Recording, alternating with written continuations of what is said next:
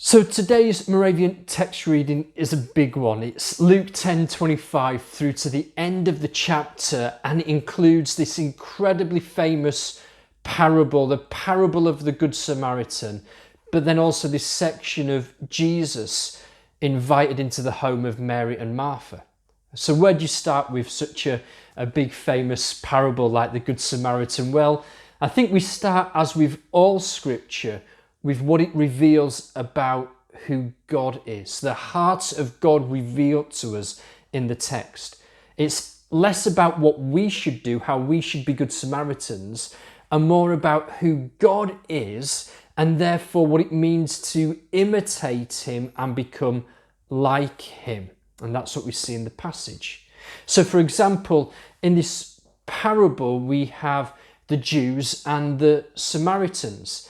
And I've mentioned a couple of times before in these Moravian studies that the Samaritans and the Jews were enemies. The Samaritans had escaped being captured by the Babylonians around 600 BC. And in order to survive, that group of people, those Jews at that time, they intermarried. And so they broke with the racial purity laws. And so there were then hundreds of years of bad feeling between the Jews who'd remained pure and the Samaritans in this isolated area, Samaria. The Jews especially felt superior. They'd come out of exile pure, undefiled, and eventually when they were released, they were able to rebuild the temple, which had been completed by the time of Jesus. So in this context, at this time, at the time of Jesus, Jews wouldn't even go into a Samaritan area. They saw themselves as too holy, too pure, and the Samaritans were unholy, so they'd have nothing to do with them.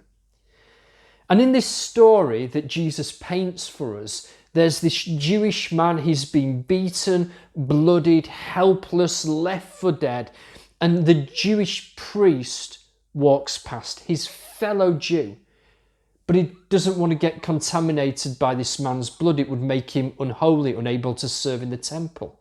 So he walks on by the other side. In other words, that Old Testament sacrificial system couldn't save the man. That's who he represents. Then along comes another fellow Jew, this time a Levite, an expert in the Old Testament traditions, the religious rules.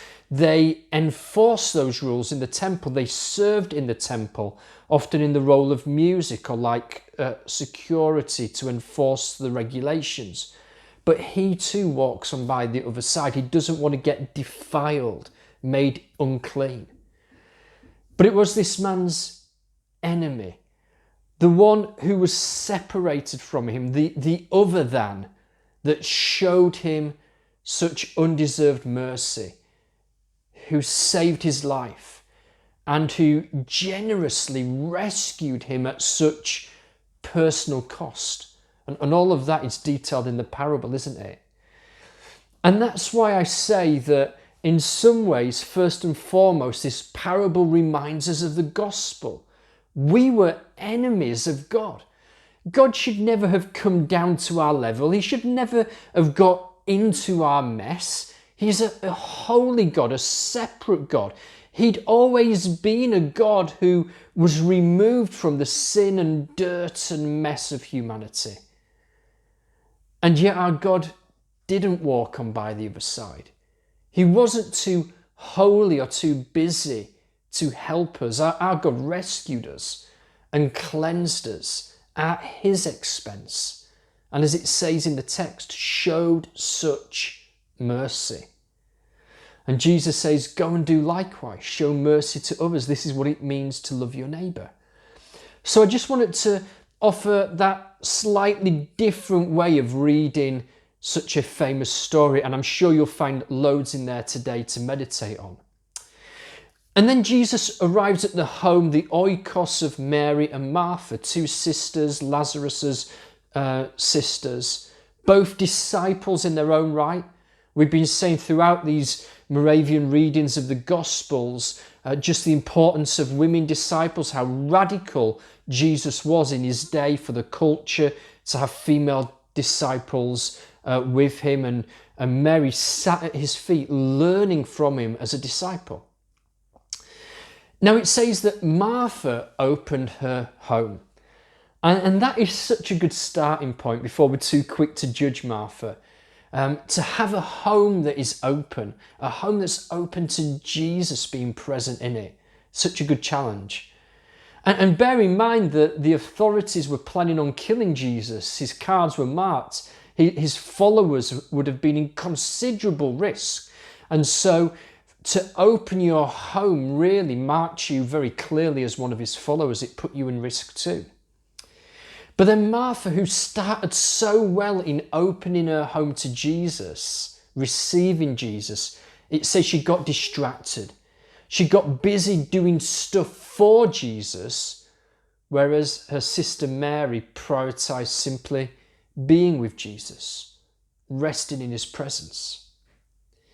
Now, both sections in our reading today really are about how we express love and devotion to God, what it looks like to truly love God. The first section, the Good Samaritan, reminds us that part of what it means to love God is to love others, especially those who are different to us. After all, if you think about it, if it says love God with everything, love God with all that you have, what love would you have left for your neighbour? There'd be no love left if loving your neighbour was not part of how you expressed love for God, a reflex to loving God. So real love for God is expressed through action towards those who are in need. And we see this same theme in the second part, Mary and Martha, in the second reading, that true love for God starts with abiding, with intimacy, with resting in his presence and experiencing and encountering his love for us. And love for others reflexes out of that as we abide in him.